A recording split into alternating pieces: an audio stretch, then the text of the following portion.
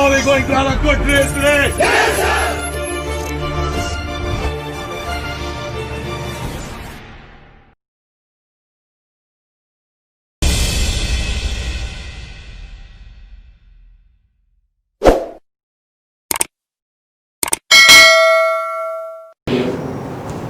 जय हिंद भारतवासियों। Defence India news के शो सुप्रभात सेना न्यूज में आप सभी का स्वागत है। शुरुआत करते हैं आज की ताजा हेडलाइंस के साथ। भारतीय सेना ने लद्दाख में अपनी 3 डिवीजनों को तैनात किया अक्साई चीन में LAC पर। जामनगर को जल्द मिलने वाला है नया रडार सेंटर। आतंकी घुसपैठ कराने की कोशिश में है पाकिस्तान। BSF ने तैनात की सीमा पर अपनी 27 और ज्यादा सेना। चीन की अब खैर नहीं, ड्रैगन की दबंगई को देख एशिया में अपनी सेना को तैनात करेगी अमेरिका। भारतीय नौसेना में शामिल हुआ है टॉर्पीडो विध्वंसक प्रणाली मॉरिच। अब LAC का वाई जंक्शन बन रहा है भारत और चीन के बीच नई मुद्दों की वजह PLA ने गाड़े तंबू। इन सभी हेडलाइंस के साथ साथ अब देखेंगे सभी खबरें विस्तार में। भारतीय सेना ने लद्दाख में 3 डिवीजनों को तैनात किया अक्साई चीन में LAC पर। चीन वास्तविक नियंत्रण रेखा LAC पर अपनी तैनाती बढ़ा रहा है। भारत ने लद्दाख में सेना के 3 डिवीजनों को तैनात करके अपनी ताकत भी बढ़ा दी है। भारतीय सेना ने पूर्वी लद्दाख में अपने सबसे शक्तिशाली T-90 भीष्म टैंक को पहले ही तैनात कर दिया है। 15 जून की रात पूर्वी लद्दाख की गलवान घाटी में चीनी सैनिकों को करारा जवाब देने के बाद भारतीय सेना अब चीन के कब्जे में अक्साई चीन को वापस लेने के लिए तैयार है।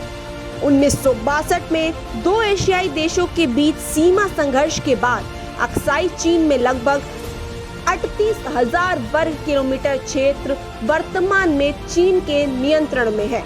जैसे जैसे चीन LAC पर अपनी तैनाती बढ़ा रहा है, भारत ने लद्दाख में सेना की 3 प्रभागों को तैनात करके अपनी ताकत बढ़ा दी है।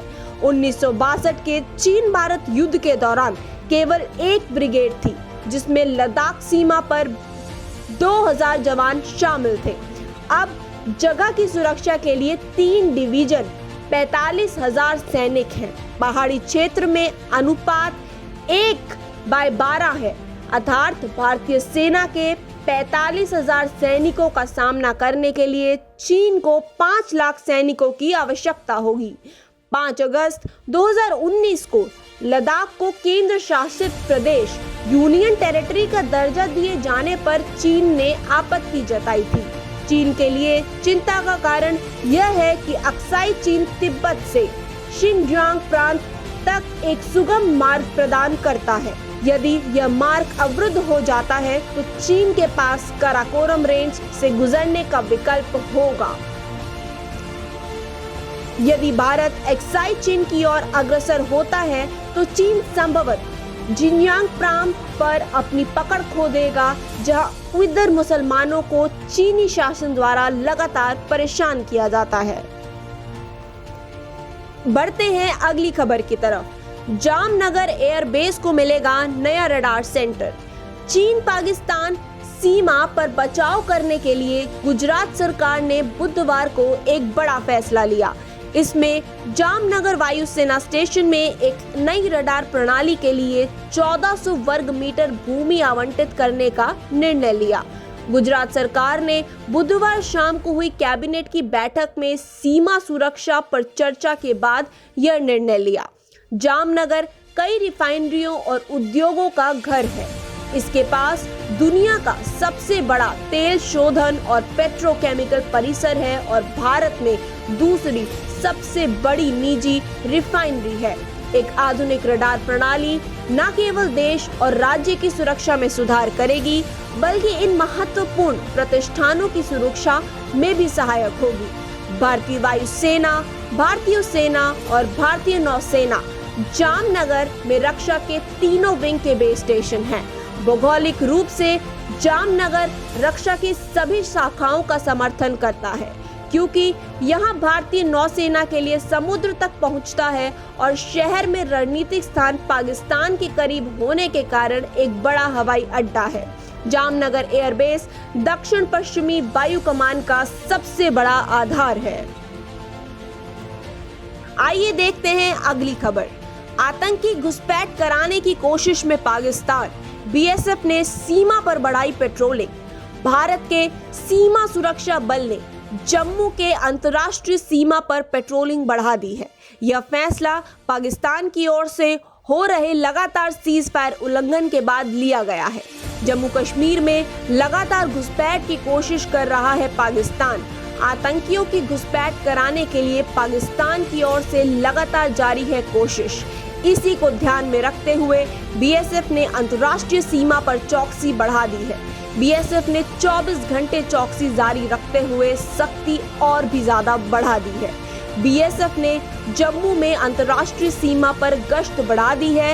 एक तरफ चीन से तनाव के बीच पाकिस्तान फायदा उठाने की फिराक में है। इसके बावजूद कश्मीर में आर्मी और अन्य सुरक्षा बलों के जवान पाकिस्तान को लगातार करारा जवाब दे रहे हैं। पाकिस्तान की ओर से लगातार फायरिंग की जा रही है। साथ ही साथ ड्रोन की मदद से हथियार और गोला बारूद भेजने की कोशिशें हो रही हैं। हाल ही में सेना ने शोपियों में आतंकियों के 3 ठिकाने भी ध्वस्त किए हैं, जहां आतंकियों ने पूरी गृहस्थी बना रखी थी। कठिन परिस्थितियों के बावजूद सुरक्षा बलों के जवान सीमा पर डटे रहे और किसी भी प्रकार के हमले की आशंकाओं को खत्म कर रहे हैं। बढ़ते हैं अगली खबर की तरफ। चीन की अब खैर नहीं, ड्रैगन की दबंगई रोकने को एशिया में सैनिकों की तैनाती करेगा अमेरिका। अमेरिका के विदेश मंत्री माइक पोम्पियो ने बृहस्पतिवार को कहा कि भारत, मलेशिया, इंडोनेशिया और फिलीपीन जैसे एशियाई देशों को चीन से बढ़ते खतरे के मद्देनजर अमेरिका दुनिया भर में अपने सैनिकों की तैनाती की समीक्षा कर उन्हें इस तरह से तैनात कर रहा है कि जरूरत पड़ने पर पीपल्स लिबरेशन आर्मी यानी चीन की सेना का मुकाबला कर सके। पोम्पियो ने जर्मन मार्शल फंड के वर्चुअल ब्रसेल्स फोरम 2020 में एक सवाल के जवाब में यह कहा। पोम्पियो ने कहा, हम सुनिश्चित करेंगे कि हमारी तैनाती ऐसी हो कि पीएलए का मुकाबला किया जा सके। हमें लगता है कि यह हमारे समय की यह चुनौती है और हम सुनिश्चित करेंगे कि हमारे पास उससे निपटने के लिए सभी संसाधन उचित जगह पर उपलब्ध हो। उन्होंने कहा कि राष्ट्रपति डोनाल्ड ट्रंप के निर्देश पर सैनिकों की तैनाती की समीक्षा की जा रही है और इसी योजना के तहत अमेरिका जर्मनी में अपने सैनिकों की संख्या करीब 52,000 से घटाकर 25,000 कर रहा है। पोम्पियो ने कहा कि सैनिकों की तैनाती जमीनी स्थिति की वास्तविकता के आधार पर की जाएगी। उन्होंने कहा, कुछ जगह पर अमेरिका संसाधन कम रहेंगे, कुछ अन्य जगह भी होंगी। मैंने अभी चीनी कम्युनिस्ट पार्टी के खतरे की बात कही है, इसलिए अब भारत को खतरा, वियतनाम को खतरा, मलेशिया, इंडोनेशिया को खतरा, दक्षिण चीन सागर की चुनौतियां हैं। आइए बढ़ते हैं अगली खबर पे। भारतीय नौसेना में शामिल हुई टॉर्पीडो विध्वंसक प्रणाली मॉरिच।